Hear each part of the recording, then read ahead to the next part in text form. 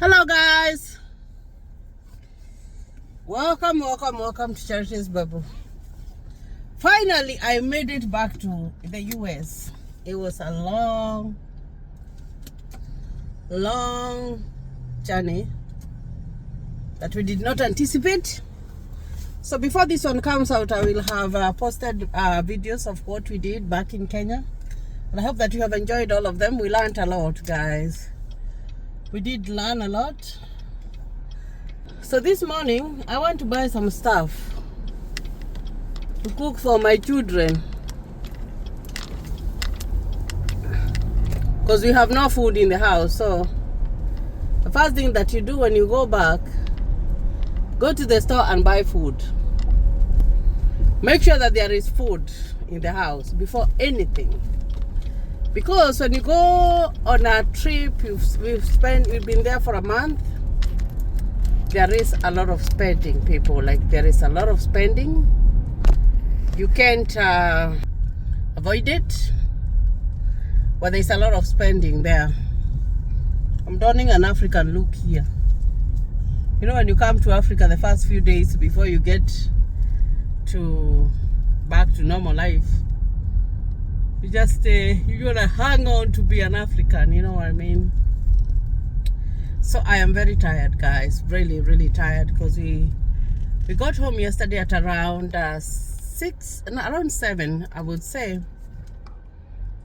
And then we had to, actually I didn't go to bed, because we had to do a little bit of cleanup. Because you know, when you leave the house, of course Eric was there, the house was clean, but still, you know, when you go in, you have stuff. We had 3 carry-ons that we had carried, and we needed to unload them and start doing laundry, because that's the first thing.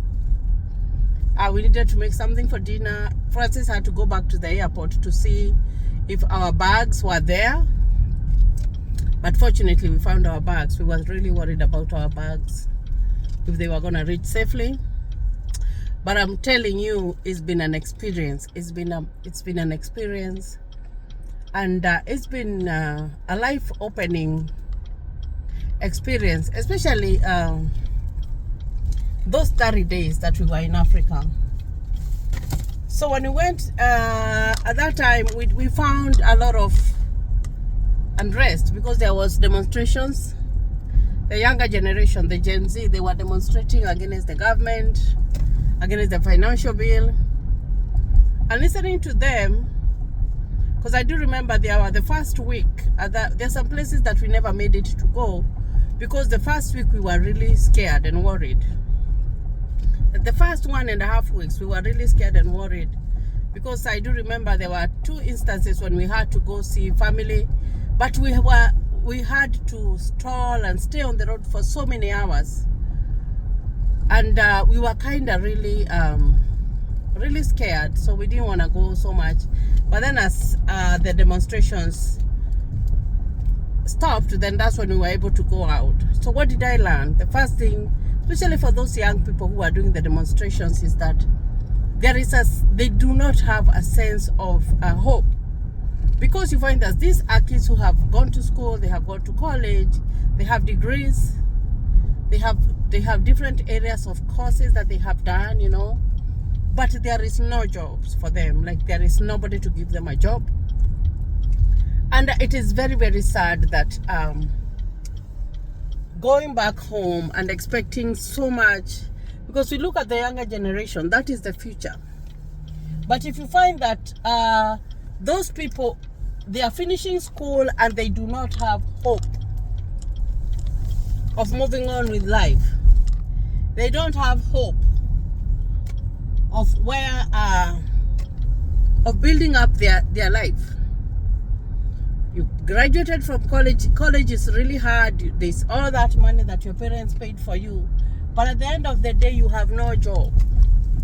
I don't blame those young men and women, because when I look at it, my son is 20, he's in the 20s. So when I saw those kids, I thought about Eric. I thought about how he would be struggling, you know, to even try and make ends meet. Most of those kids live at home. and it's not because it's a choice. They live at home because maybe they cannot afford to pay house rent, maybe they cannot afford to even to feed themselves, and it's unfortunate that some lives were lost. But at the end of the day, what are we doing? Because as one person you can't do anything. But I think because of the way Kenya has come out, and it's I would say that they really don't care about the young people.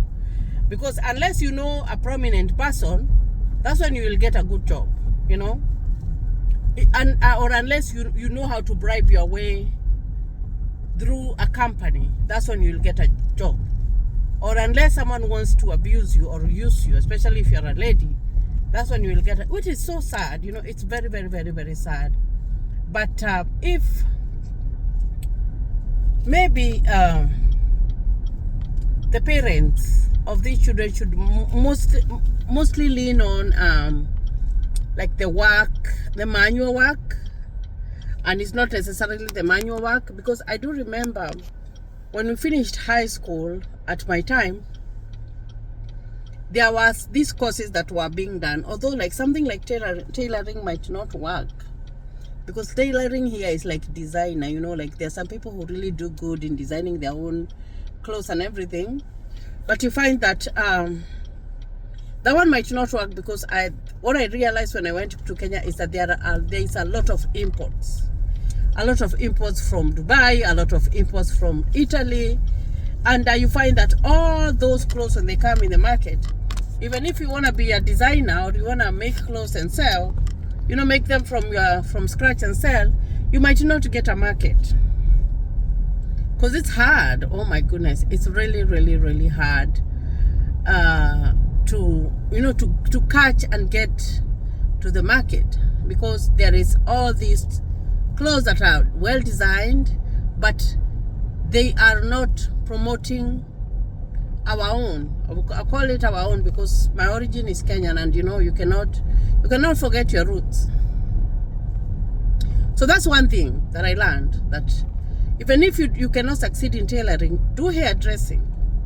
I looked at hairdressing. I had my hair done several times when I was in Kenya, and I had my girls also. And I was thinking, if someone just did a simple course like hairdressing, even if you don't have to be hired in a big salon, of which sometimes you might not even get a chance, because even it's who is who, you can even start your own small business, even in your own house, and you can still do it. You can start outside, outside where you live, and maybe depending on how good your work is, you find that you can still attract customers. The other thing that I was thinking about, because when I was looking at those kits, is something like mechanic. When you become a mechanic, regardless of what, people have cars. I was when I went to Kenya, I was surprised of how many cars are there. Like so many cars everywhere, like Mombasa, so many cars, Nyeri, so many cars, Nairobi, so many cars. So if you become a mechanic, at least you will not lack something to repair. The other thing is carpentry. There is very, very, very high standard couches that I saw there, high standard beds, high standard high standard furniture. So you can do that. You can do plumbing, because there's no point of going to the college going to university and doing business administration, or you do education and you're not going to get a job. The other thing, do nursing. I am being a registered nurse and having worked here in the US and having lived here in the US for 10 years, I know that with the registered nurses, there's a way that you can do application to agencies, and they have you do the NCLEX so that you can become licensed to work here in the US. And when you get that, my camera is not very stable, I don't know why. You can come and work here, and they give you that working visa, and you'll be good, because you'll travel with your family. So that's another thing that you can do. But I feel so sad that the younger generation has been very much ignored. You finish school, your parents spend all the money, they pay for your fees and everything, but at the end of the day, you will end up with nothing. That is so sad. It is very, very, very sad. When I was in the middle of the demonstration, my children were not even understanding what was going on. But I was looking at those kids and seeing that they're just like my kids, because like I said, my son is in 20, he's very early 20s.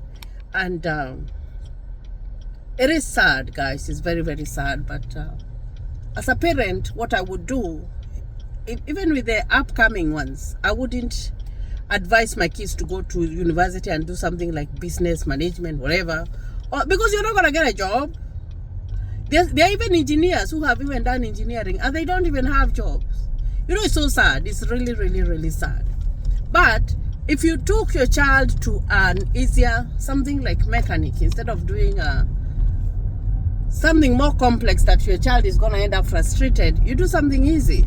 And you find that at the end of the day, because the goal in life is to make sure that your children are self-reliant when they grow up.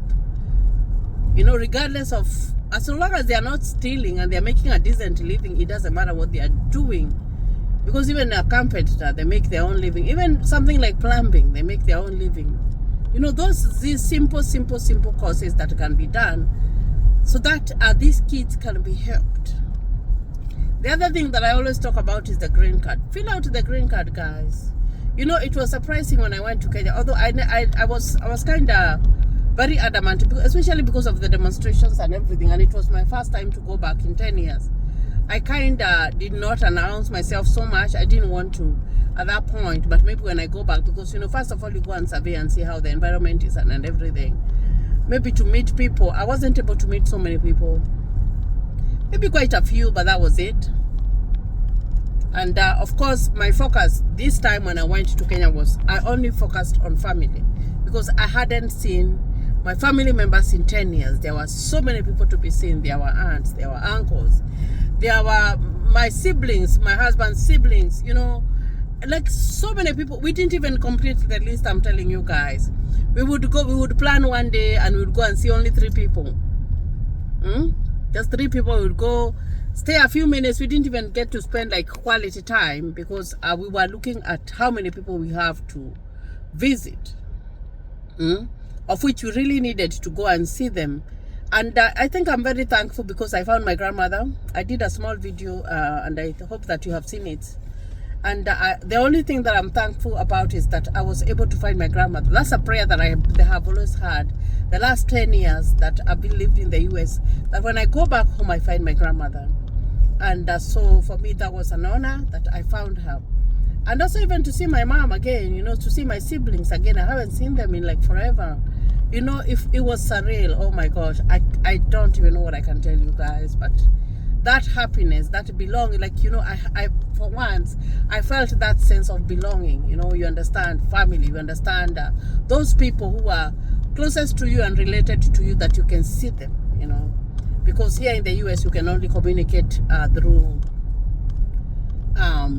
live chats and all, but that's not like the human touch, like, having a meal together, like, having those conversations that they might not even carry a lot of weight, but that laughter and everything, I had missed all of that. So I know that there are some friends that I was not able to go and meet, but it's not because that I felt I ignored them. It was because time wasn't there, like the time was, like time flew.